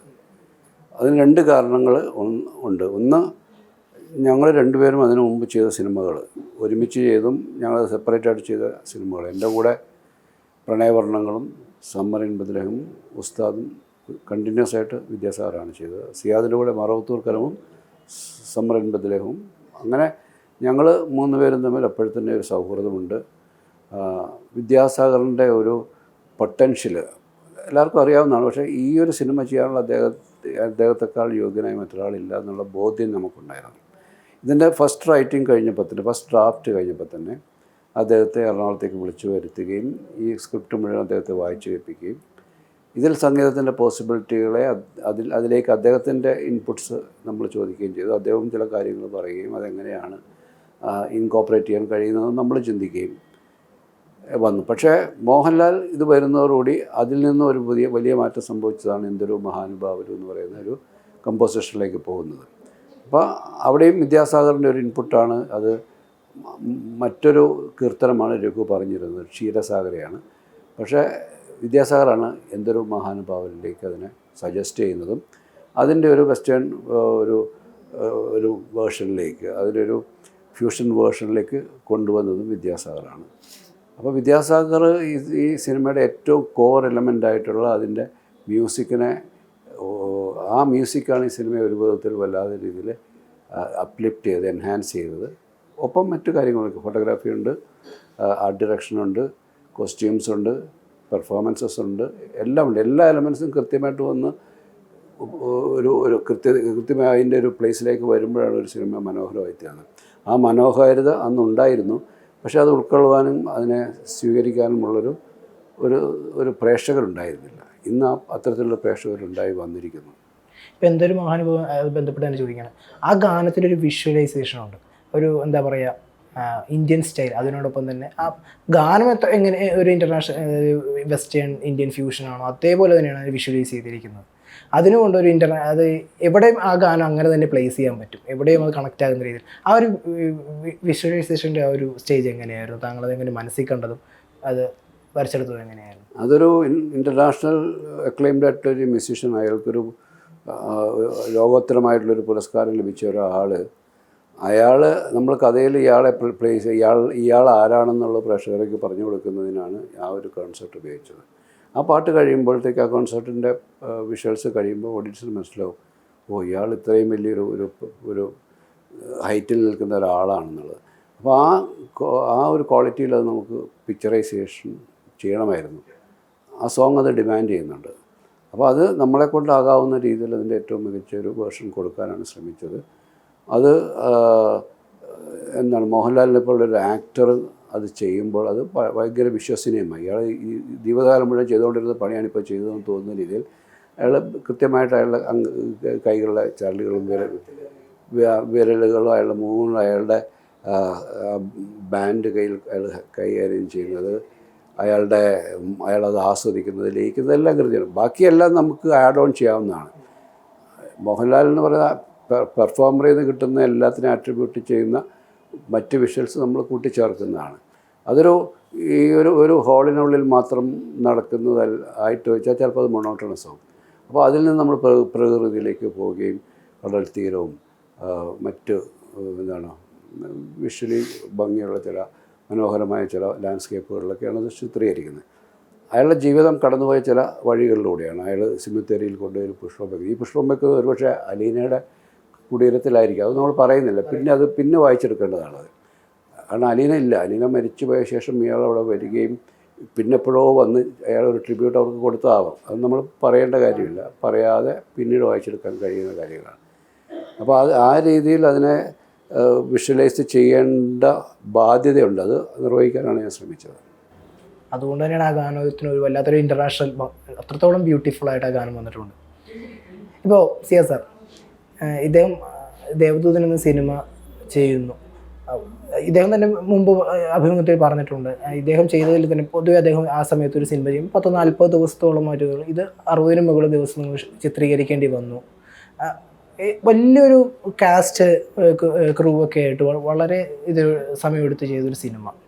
ഒരു നിർമ്മാതാവ് ഇതിന് ബാക്ക് ചെയ്യാനുള്ള ഒരു സപ്പോർട്ട് ചെയ്താൽ മാത്രമേ ഇങ്ങനത്തെ ഒരു പ്രൊജക്റ്റ് മുന്നോട്ട് പോവുള്ളൂ. അതും ഒരു പരീക്ഷണ സ്വഭാവമുള്ള സിനിമ. സിയാദ് കോക്കർ എന്ന നിർമ്മാതാവിന് അതിനുള്ളൊരു ധൈര്യം എന്തായിരുന്നു? ഇങ്ങനെ ഒരു ബാക്ക് ഒരു ഫിനാൻഷ്യൽ ഇതും കൂടെ നോക്കണം. അല്ല, എനിക്ക് ധൈര്യം ഉണ്ടായിരുന്നുകൊണ്ടാണല്ലോ ഡിഫറെൻ്റ് ആയിട്ടുള്ളൊരു സിനിമ വേണമെന്ന് ഇവരോട് ആവശ്യപ്പെട്ടത്. പിന്നെ നാച്ചുറലി നമ്മളൊരു സിനിമ കമ്മിറ്റ് ചെയ്ത് നമ്മൾ ഷൂട്ടിംഗ് തുടങ്ങിക്കഴിഞ്ഞാൽ അതിന് വേണ്ട പ്രോപ്പർട്ടീസ് കാര്യങ്ങളൊക്കെ നമ്മൾ ചെയ്യണം. ബിക്കോസ് എനിക്കറിയാം, ഞാൻ അവരിലൊരാളാണ്. ഞാൻ ഒരു പ്രൊഡ്യൂസർ എന്നും പറഞ്ഞ് മാറിയിരിക്കുന്ന ഒരാളല്ല ഒരു സിനിമക്കും. അപ്പോൾ ഈ സിനിമക്കും അതിൻ്റെ ഫ്രണ്ട്സായ ഈ പറഞ്ഞ സിബി മലയിലാണെങ്കിലും രഘു ആണെങ്കിലും എല്ലാവർക്കും എന്നെ അറിയാം, ഈവൻ വിദ്യാസാഗറിന് എന്നെ അറിയാം. അപ്പോൾ ഞങ്ങൾക്ക് തമ്മിലൊക്കെ ഒരു ഹാർമണി ഉണ്ട്. അപ്പോൾ ആ ഹാർമണി അനുസരിച്ചിട്ട് ഞങ്ങൾ ട്രാവൽ ചെയ്യുകയാണ് ചെയ്തത്. പിന്നെ ഫിനാൻഷ്യലി എത്ര ദിവസം ഷൂട്ട് ചെയ്തു, ഒരു സബ്ജക്റ്റിന് ആവശ്യമുള്ള ദിവസങ്ങൾ ഷൂട്ട് ചെയ്യും. പിന്നെ ക്ലൈമാറ്റിക് ചില പ്രോബ്ലംസൊക്കെ അവിടെ ഉണ്ടായിട്ട് അതുകൊണ്ട് ഷൂട്ടിംഗ് ഡിലേ വന്നതാണ്. പിന്നെ ഇപ്പോൾ ഈ എക്സ്പ്ലെയിൻ ചെയ്തിരിക്കുന്ന പല കാര്യങ്ങളും ഷൂട്ട് ചെയ്യണമെന്നുണ്ടെങ്കിൽ പ്രാവ് നേർക്ക് നോക്കണമെന്ന് പറയാൻ പറ്റില്ലല്ലോ നമുക്ക്. അപ്പോൾ അത് കാരണം അതിൻ്റെ ഡിലേ ഉണ്ട്. അന്ന് പറന്നു പോകുന്ന ഷോട്ട് കിട്ടണമെന്നുണ്ടെങ്കിൽ ഞങ്ങൾ വിചാരിക്കുന്ന സമയത്ത് അവിടെ ഇരിക്കണമെന്നുണ്ടെങ്കിൽ ആ ഷോട്ടിന് വേണ്ടി വെയിറ്റ് ചെയ്യേണ്ടി വരും. മാക്സിമം പ്രാക്കളും നമ്മളെ സഹായിച്ചിട്ടുണ്ട്. കറക്റ്റായില്ലേ? അപ്പോൾ അതങ്ങനെ അതിൻ്റെ ഡിലേ, മഴ അതിൻ്റെ ഇടയിൽ അങ്ങനെയുള്ള കുറച്ച് ഡിലേസ് വന്നു. അതിൻ്റെ സാമ്പത്തിക ബുദ്ധിമുട്ടുകൾ ആ സമയത്ത് വന്നു. പക്ഷെ അതൊക്കെ ഓവർകം ചെയ്യണം. അതാണല്ലോ സിനിമയെന്ന് പറയുന്നത്. ഇപ്പോൾ ഈ സിനിമ തിയേറ്ററിൽ വന്നു, അത് പ്രതീക്ഷിച്ച പോലൊരു ഇതെത്തിയില്ലെന്ന് ആദ്യത്തെ ഷോസിന് ശേഷം തിരിച്ചറിയുന്നു. പിന്നീട് സിബി സാർ പറഞ്ഞു, സിബി സാറിന് ഇത് വളരെ ഒരു വേദനാജനകമായ ഒരു എപ്പിസോഡായിരുന്നു അത്. ഒരു നിർമ്മാതാവെന്ന രീതിയിൽ താങ്കൾ എങ്ങനെയാണോ അതിനെ ഓവർകം ചെയ്തത്? ഓവർകം ചെയ്യാനൊന്നുമില്ല. ഞാൻ നേരത്തെ പറഞ്ഞില്ല, എന്ന് വെച്ച് കഴിഞ്ഞാൽ സിനിമ എടുക്കുമ്പോഴത്തേക്കും ഫെയിലറും സക്സസ്സും വരും. പക്ഷേ ഇതിൽ വന്ന ഒരു ഇതെന്ന് വെച്ച് കഴിഞ്ഞാൽ ഞങ്ങളുടെ 3 പേരുടെ വിശ്വാസത്തിലും, ഇൻക്ലൂഡിങ് നമ്മുടെ മോഹൻലാലാണെങ്കിലും വിദ്യാസാഗർ ആണെങ്കിലും, ഞങ്ങൾ 4 പേരുടെയും അല്ലെങ്കിൽ ഇത്രയും ആൾക്കാരുടെ ഒരു എഫേർട്ട് വളരെ വ്യക്തമായ രീതിയിൽ കൊണ്ടുവന്നു കഴിഞ്ഞിട്ട് എന്തുകൊണ്ട് അത് നിരാകരിച്ചു എന്നുള്ളൊരു സങ്കടമാണ് നമുക്കുള്ളത്. അപ്പോൾ അതിൽ സാമ്പത്തികമുണ്ട്, കാര്യങ്ങളുണ്ട്, എല്ലാം ഉണ്ട്. പക്ഷേ തോള് ചേർന്ന് നിന്നുകൊണ്ട് എന്നെ ആശ്വസിപ്പിക്കുകയും നമുക്കിതിലും ബെറ്റർ ക്വാളിറ്റിയിൽ സിനിമ എടുക്കാം എന്നുള്ള വാഗ്ദാനങ്ങൾ തന്നുകൊണ്ടൊക്കെ എൻ്റെ കൂടെ നിന്ന് എൻ്റെ ഫ്രണ്ട്സുണ്ട്, എൻ്റെ സുഹൃത്തുക്കളായിട്ടുള്ള ഇവരൊക്കെ ഉണ്ട്. അപ്പം നാച്ചുറലി നമുക്കതിൽ വലിയ പിന്നെ ഞാൻ പറഞ്ഞില്ലേ, ജഗദീശ്വരൻ എന്ന് പറയുന്ന ഒരു ശക്തി, ചിലപ്പോൾ ഈ നിഖിൽ മഹേശ്വരമായിരിക്കാം, നമ്മൾ ആ സമയത്ത് വളരെ ഇനിയും മുമ്പോട്ട് പോയിക്കോളൂ എന്നുള്ളൊരു മെസ്സേജ് വന്നെന്ന് ഞാൻ വിശ്വസിക്കുന്നു. ഇപ്പം ഇത്രയും വർഷത്തിന് ശേഷം ഈ സിനിമ റീമാസ്റ്റർ ചെയ്യുന്നു, 4K അറ്റ്മോസിലേക്ക് കൊണ്ടുവരുന്നു. ഇതിനൊരു ഇപ്പോഴത്തെ ഈ ഒരു റീമാസ്റ്ററിങ് സ്റ്റേജിൽ അതിൻ്റെ ഒരു പ്രൊഡക്ഷൻ കോസ്റ്റ് എങ്ങനെയായിരുന്നു? അതിൻ്റെ ഒരു ഇല്ല, അത് ഞങ്ങൾ ഇപ്പോൾ ഡിസ്ക്ലോസ് ചെയ്യേണ്ട കാര്യമില്ല. ബിക്കോസ് അതൊരു പബ്ലിക്കിൽ പറയേണ്ട കാര്യമില്ല. ഇതിപ്പോൾ ഇതിൻ്റെ പ്രൊഡക്ഷൻ കോസ്റ്റ്, നമ്മുടെ ഒറിജിനൽ വേർഷൻ്റെ പ്രൊഡക്ഷൻ കോസ്റ്റ് എത്രയും എന്ന് ഞാൻ ഡിസ്ക്ലോസ് ചെയ്യേണ്ട കാര്യമില്ല. ബിക്കോസ് അതിന് ഇഷ്ടംമാതിരി കാശ് മുടക്കിയിട്ടാണ് സിനിമ കണ്ടല്ലേ വിലയിരുത്തേണ്ടത്. ഇതിനും അതേമാതിരി തന്നെ ടെക്നിക്കൽ സൈഡിൽ നമ്മൾ എൻഹാൻസ് ചെയ്യുമ്പോഴത്തേക്കും ചിലവാക്കുന്നതിൻ്റെ മാക്സിമം എമൗണ്ട്, ഇതിലൊന്നും പൈസ ലാഭിച്ചുകൊണ്ടോ അല്ലെ ചിലവാക്കുന്ന എമൗണ്ട് ലാഭിച്ചുകൊണ്ട് ഇതിൽ അറ്റ്മോസ് ചെയ്യാൻ പറ്റില്ല. ബിക്കോസ് അറ്റ്മോസ് ചെയ്യണമെന്നുണ്ടെങ്കിൽ you must be prepared to spend some money, മനസ്സിലായോ? അല്ലെങ്കിൽ അതിൻ്റെ എഫക്റ്റ് ഉണ്ടാവില്ല. ഈ സൈഡ് സ്പീക്കേഴ്സും റൂഫ് ടോപ്പ് ഇതിലുള്ള സ്പീക്കേഴ്സൊക്കെ വർക്ക് ചെയ്യണമെന്നുണ്ടെങ്കിൽ ആ വെലോസിറ്റിയിൽ അതിൻ്റെ ഒരു സൗണ്ട് ഇതിൽ നമ്മൾ കൊടുത്താലേ, അതിൻ്റെ മിക്സിംഗ് പാർട്ടി റെഡിയാക്കിയാലേ അതിന് ടൈം എടുക്കും. പിന്നെ ഈ കളറേഷൻ എന്ന് പറഞ്ഞ സംഭവത്തിനും ഈ ഡെഫിനറ്റായിട്ടും ഓരോ ഫ്രെയിമും ഇത് ചെയ്യണ്ടേ, എൻഹാൻസ് ചെയ്യണ്ടേ 4K എന്ന് പറയുമ്പോൾ. അല്ലാതെ ടോട്ടൽ നമ്മൾ സിമെൻ്റ് അടിക്കുന്ന മാതിരി അല്ലെങ്കിൽ പെയിൻ്റ് അടിക്കുന്ന മാതിരി ചെയ്യാൻ പറ്റില്ല 4K എന്ന് പറഞ്ഞാൽ. അപ്പോൾ ഓരോ ഫ്രെയിമും അത് അതിൻ്റെതായിട്ടുള്ള വിഷ്വൽ ബ്യൂട്ടി അനുസരിച്ച് വിഷ്വലി ഇവർ എന്ത് കൺസീവ് ചെയ്തിട്ടുണ്ടോ, സിബി എന്ത് കൺസീവ് ചെയ്തത് ഫോട്ടോഗ്രാഫി ചെയ്തിട്ടുണ്ടോ, നമ്മുടെ ക്യാമറമാൻ വരെ ഞങ്ങൾ വരുത്തി കാണിച്ചു ബോംബെയിൽ നിന്ന്. അപ്പം മറ്റേ അദ്ദേഹം സന്തോഷ് തുണ്ടിയിൽ എന്ന് പറഞ്ഞ ക്യാമറമാനായിരുന്നു. പുള്ളി നോട്ട് ഒരു യങ്സ്റ്റർ ആണെങ്കിലും പുള്ളി ചെയ്തിരുന്ന പടങ്ങളൊക്കെ വലിയ പടങ്ങളായിരുന്നു, ഷാറൂഖ് ഖാനെയും അമീർ ഖാനെയൊക്കെ വെച്ചുള്ള പടങ്ങൾ. അപ്പോൾ അതൊക്കെ ചെയ്ത എക്സ്പീരിയൻസ് ആണ്. അപ്പോൾ അദ്ദേഹത്തിനെ കൊണ്ടുവരെയും ഞങ്ങൾ ചെക്ക് ചെയ്യിപ്പിച്ചിട്ട് നമ്മുടെ കളറേഷൻ കറക്റ്റാണോ എന്നുള്ള അവരുടെ നിന്ന് എടുത്തതിന് ശേഷമാണ് നമ്മൾ ഈ റിലീസിന് ഒരുങ്ങിയത്. അപ്പോൾ അതിൻ്റെ കോസ്റ്റും കാര്യങ്ങളും ഒക്കെ ഡിഫർ ചെയ്യാം. ഇപ്പോൾ സിബി സാർ, വിശാൽ കൃഷ്ണമൂർത്തി 2ാമത് തിയേറ്ററുകളിലേക്ക് നാളെ പോയി മറ്റന്നാൾ എത്തുന്നു. അദ്ദേഹത്തിൻ്റെ ഒരു കോസ്റ്റ്യൂംസ് അങ്ങനെയുള്ള കാര്യങ്ങളൊക്കെ ഉണ്ട്. ഈ അദ്ദേഹം ഒരു വേൾഡ് ഫേമസ് ആയിട്ടുള്ള മ്യൂസീഷ്യൻ ആയി കഴിയുമ്പോൾ താടിയൊക്കെ വളർത്തിയിട്ട് അദ്ദേഹത്തിൻ്റെ ഒരു അറ്റയറും അതേ കോസ്റ്റ്യൂംസും, അതിനു മുമ്പ് അദ്ദേഹത്തിൻ്റെ ഒരു സ്ട്രഗ്ലിംഗ് സ്റ്റേജിന് കാണിക്കുന്ന കോസ്റ്റ്യൂംസൊക്കെ ഉണ്ട്. ആ ഒരു രൂപഘടന എങ്ങനെയായിരുന്നു? വിശാലിനെ ഇങ്ങനെ നമുക്ക് ഒരുക്കിയെടുക്കണം, വിശാലിൻ്റെ രൂപം ഇങ്ങനെ ആകണം എന്നുള്ളൊരു ഇതെങ്ങനെയായിരുന്നു? എന്തൊക്കെയായിരുന്നു അതിൻ്റെ ഒരു തോട്ട് പ്രോസസ്സ്? നമ്മൾ തുടക്കത്തിൽ ഇയാളെ കാണുന്ന ഇയാളൊരു ഇൻ്റർനാഷണൽ അക്ലെയിംഡ് മ്യൂസീഷ്യനാണ്. അപ്പോൾ അതിന് പറ്റുന്ന ഒരു കോസ്റ്റ്യൂംസും അപ്പിയറൻസും ഒക്കെ അയാൾക്ക് ഉണ്ടാവണം. പിന്നെ ഇയാളുടെ സ്ട്രഗിളിംഗ് പീരീഡിൽ നമുക്ക് നാച്ചുറലി ഒരാൾക്ക് അത്രയും അഫോർഡബിൾ അല്ലാത്തൊരു പ്രയാസങ്ങളിലൂടെ അയാൾ പറയുന്നുണ്ട്. അയാൾ മറ്റ് ബിസിനസ്സുകളൊക്കെ ചെയ്തിട്ടൊന്നും സക്സസ്ഫുൾ ആയില്ല, അങ്ങനെ കടന്നു പോകുന്നുണ്ട്. പക്ഷേ ഈ സിനിമയുടെ കോസ്റ്റ്യൂംസ് അതും കാലത്തെ അതിജീവിക്കുന്നുണ്ട്. അന്നത്തെ അതേ കോസ്റ്റ്യൂംസ് ഇന്ന് നമ്മൾ കാണുമ്പോഴും അതിനൊരു പഴമേ ഫീൽ ചെയ്യുന്നില്ല. ഫാഷനിലോ അതിൻ്റെ അതിൻ്റെ ഡിസൈനുകളിലോ ഒന്നും ഒരു പഴയ കാലത്ത് എന്തോ ഉപയോഗിച്ചതാണെന്ന് തോന്നുകയില്ല. ഈവൻ അലീന അവരുടെ വസ്ത്രങ്ങൾ, അവരുടെ സാരികൾ എല്ലാം കൃത്യമായിട്ടും ഇന്നും വളരെ അപ് ടു ഡേറ്റ് ആയിട്ടുള്ള ഒരു മഹേശ്വർ ഉൾപ്പെടെ എല്ലാവരുടെയും. അതുകൊണ്ട് തന്നെ ഈ സിനിമ കാണുമ്പോൾ അതിൻ്റെ വിഷ്വലിയും അതിൻ്റെ ഈ കോസ്റ്റ്യൂംസും കാര്യങ്ങളും ഒക്കെ നമുക്ക് ഒരിക്കലും ഒരു വിധത്തിലും പഴമ തോന്നാത്ത രീതിയിൽ ഇതിപ്പം വലിയ പഴക്കമില്ലാത്തൊരു സിനിമ നമ്മൾ കാണുന്നു എന്നുള്ള, അല്ലെങ്കിൽ പുതിയ കാലത്ത് നിർമ്മിക്കപ്പെട്ടൊരു സിനിമ എന്ന രീതിയിൽ തന്നെയാണ്. അതിൻ്റെ ടെക്നിക്കൽ ക്വാളിറ്റിയും എല്ലാം അന്ന് അങ്ങനെ തന്നെ ചെയ്തുകൊണ്ട് അതിന്നും അത് അതേപോലെ നിൽപ്പുണ്ട്. ഇപ്പോൾ താങ്കളുടെ ഒരു ഫിലിമോഗ്രഫി നോക്കിക്കഴിഞ്ഞാൽ ഒരു പ്രത്യേകമായിട്ടൊരു ജോണറോ അങ്ങനെ തിരഞ്ഞെടുക്കാൻ പറ്റില്ല. ഇപ്പോൾ ഇതൊരു മിസ്റ്ററി ബേസ് ചെയ്ത് പോകുന്നു, റൊമാൻസ് ഗാനങ്ങളും എല്ലാം ഉണ്ട്, എങ്കിൽ സ്റ്റിൽ ഇതൊരു ഏറ്റവും കോർ ചെയ്തൊരു മിസ്റ്ററിയുണ്ട്. ഓഗസ്റ്റ് 1 വന്നത് ഒരു കംപ്ലീറ്റ് ഒരു ത്രില്ലറാണ്. കിരീടം അല്ലെങ്കിൽ ചെങ്കോൽ അതിൻ്റെ ഒരു ജോണർ എൻ്റെ ഡിഫറൻ്റ് ആണ്. ഇങ്ങനെ വ്യത്യസ്തങ്ങളായ ജോണറുകളിൽ സിനിമ പറയാൻ സാധിക്കുന്നത് എങ്ങനെയാണ്? നമ്മളൊരു സിനിമയെ തീരുമാനിക്കുന്നത്, ചെയ്യാൻ ആഗ്രഹിക്കുന്ന വിഷയങ്ങൾ നമ്മുടെ മുമ്പിലേക്ക് വരുമ്പോഴാണ്. അപ്പോൾ ആദ്യം ഞാൻ ചെയ്ത സിനിമ ഈ സിനിമയാണ് ആദ്യം ചെയ്യാൻ വെച്ചിരുന്നെങ്കിലും അത് സംഭവിക്കാതെ പിന്നെ 2-3 വർഷങ്ങൾക്ക് ശേഷം 85-ലാണ് ഞാൻ എൻ്റെ ആദ്യത്തെ സിനിമ ഇൻഡിപെൻഡൻറ്റ് ഡയറക്ഷനായി ചെയ്യുന്നത്. മുത്താരംകുന്ന് ബിയാണ്. അതൊരു വില്ലേജ് സറ്റയറാണ്. വളരെ രസകരമായി പറയാവുന്നൊരു തമാശ ഉള്ളൊരു കഥയാണ്. പിന്നെ ഞാൻ വളരെ സീരിയസ് ആയിട്ടുള്ള സിനിമകളിലേക്ക്, തനിയാവർത്തനം പോലുള്ള സിനിമകളിലേക്ക്, കിരീടം, അതെ കിരീടം, അങ്ങനെയൊക്കെയുള്ള വളരെ സീരിയസ് ഇമോഷണൽ ഡ്രാമകളൊക്കെ ഉള്ള സിനിമ, സതയം വരെയൊക്കെ അങ്ങനെ ചെയ്യുന്നു. ഇതിൻ്റെ ഇടയ്ക്കാണ് ഓഗസ്റ്റ് 1 ചെയ്യുന്നു. അത് കഴിയുമ്പോഴാണ് ഞാൻ സമ്മറിൻ ബദ്രഹം പോലെ വളരെ കളർഫുള്ളായിട്ടുള്ളൊരു മ്യൂസിക്കൽ, ഇതിനിടയ്ക്ക് നമ്മൾ ഗീസാന സബ്ദുള്ള പോലെയുള്ള എൻ്റയർ ക്ലാസിക്കൽ മ്യൂസിക്കൽ ഭരതം അതൊക്കെ അങ്ങനെ ചെയ്യുന്നു. അങ്ങനെ ഓരോന്നും ഉസ്താദ് ഒരിക്കലും പലരും എൻ്റെ സിനിമയാണെന്ന് പോലും ഐഡൻറ്റിഫൈ ചെയ്യാറില്ല. എനിക്ക് അത് ചെയ്യണം, എല്ലാ ജോണറും പരീക്ഷിക്കാൻ ആഗ്രഹമുണ്ടാണ്. അതൊക്കെ എനിക്ക് ചെയ്യാൻ പറ്റുമെന്നുള്ള എനിക്ക് എന്നെക്കൂടെ ഒന്ന് ബോധ്യപ്പെടുത്തണം. ഞാൻ ചെയ്താൽ നന്നാകത്തില്ലെന്ന് പറയുന്നത് നന്നാക്കി കാണിക്കാൻ ശ്രമിക്കുകയാണ്. അതിൻ്റെ ഭാഗമായിട്ടാണ് ഈ സിനിമയാണ് ആദ്യം ചെയ്യാൻ ഉദ്ദേശിച്ച സിനിമ. അത് ചെയ്യാൻ കിട്ടിയ അവസരത്തിൽ എന്നെക്കൊണ്ടാവുന്ന വിധത്തിൽ അത് ചെയ്യാൻ നന്നാക്കാൻ ശ്രമിച്ചിട്ടുണ്ട്. അപ്പോൾ ഒരു പ്രത്യേക ജോണറിൽ തളയ്ക്കപ്പെട്ടു പോകാൻ എനിക്കിഷ്ടമില്ല. എന്നെ പലരും ബ്രാൻഡ് ചെയ്യുന്നത് ഒരു ഇമോഷണൽ ഡ്രാമകളെ ഹാൻഡിൽ ചെയ്യുന്ന ഒരു ഡയറക്ടർ എന്ന നിലയിലാണ്. പക്ഷേ മറ്റ് ജോണറുകളും ചെയ്യാനായിട്ട് എനിക്ക് താല്പര്യമുണ്ട്. അത് ഹിറ്റാക്കിയിട്ടുമുണ്ട്. അതെ, അത് പ്രൂവ് ചെയ്യാൻ കഴിഞ്ഞിട്ടുണ്ട്. ഒരുപാട് ഓഗസ്റ്റ് 1 എന്നൊക്കെ പറയുമ്പോൾ ഞാൻ ചൈൽഡ്ഹുഡിൽ ഞാൻ കരുതിയിരുന്നത് ഒരു കെ മധു ചിത്രമാണെന്നാണ്. പിന്നീടാണത് അത്യാവശ്യം ഇത് സിബി മലയെ ചെയ്തതാണെന്ന് ഞാൻ കാണുന്നു. അപ്പോൾ എനിക്ക് ഭയങ്കര അതുകൊണ്ടാണ് ഞാൻ ചോദിക്കുന്നത്. അവസാനമായിട്ടൊരു ചോദ്യം കൂടി ഞാൻ ചോദിക്കട്ടെ.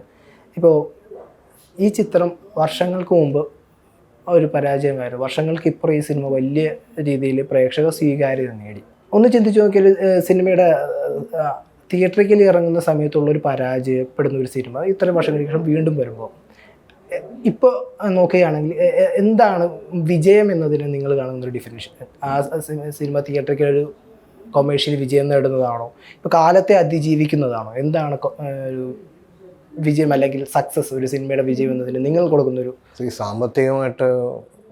സാമ്പത്തികം തിരിച്ചു കിട്ടിയില്ല എന്ന് പറയുന്നത് സൃഷ്ടിയുടെ പരാജയമല്ല, ഒരിക്കലും അല്ല. അത് ആ സൃഷ്ടിക്ക് പൂർണ്ണത ഉണ്ടെന്ന് അത് സൃഷ്ടിച്ച ആൾക്കാർക്ക് തോന്നുന്നുണ്ടെങ്കിൽ അത് വിജയം തന്നെയാണ്. കാരണം ഇഷ്ടപ്പെടുന്ന ഒരാളുണ്ടായാൽ മതി. 100 ആൾ ഇഷ്ടപ്പെടാതുണ്ടെങ്കിലും അത് പരാജയമല്ല. സാമ്പത്തികം തിരിച്ചു കിട്ടിയില്ല, അത് സത്യമാണ്, അത് റിയാലിറ്റിയാണ്. പക്ഷേ ഇത് വിജയമാണ് എന്നുള്ളത് ഏറ്റവും വലിയ തെളിവാണ് ഇപ്പോൾ രണ്ടാമതും ഇറങ്ങുന്നതിൻ്റെ. അതിന് പിറകിലൊരു വലിയൊരു ജനറേഷനിലെ എത്രയോ യങ്സ്റ്റേഴ്സ് അതിന് ഇഷ്ടപ്പെട്ട് പൊന്തിച്ച് കൊണ്ടുവന്നിട്ട് വീണ്ടും ആ പന്തൽ പൊന്തിക്കുകയാണ്. അത് വിജയമല്ലേ? അപ്പോൾ ഈ പടം പൂർണ്ണ വിജയമാണ്. അതിൻ്റെ ഒരു പൂർണ്ണതയെ കാണിക്കാനുള്ളൊരു അവസ്ഥയും കൂടെയാണ് ഇപ്പോൾ ഇത് എന്തായാലും വിജയിക്കും, സംശയം എന്താ ഉള്ളത്? അതെ, കാണാൻ ഒരുപാട് പേര് കാത്തിരിക്കുക. എന്തായാലും അവരെല്ലാം കാണുമല്ലോ, അവർക്ക് വേണ്ടിയിട്ടാണ് ഇപ്പോൾ ഇതെടുക്കുന്നത്, ചെയ്യുന്നത്.